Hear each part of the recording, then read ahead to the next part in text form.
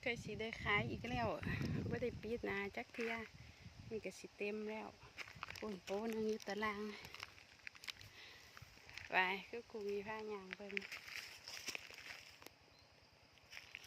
บ่ได้หลายโอ้ย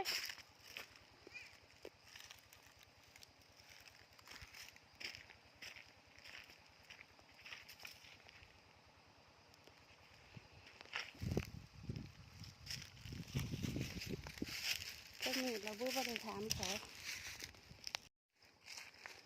เอายามแดงก็ได้ซ้ำนี่แล้ว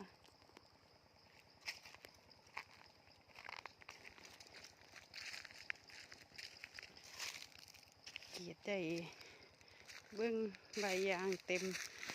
แต่อันนี้ก็กำลังสิปง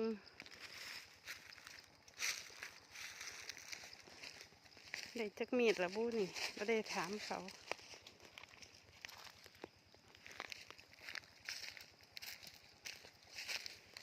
ว่ายางก็ได้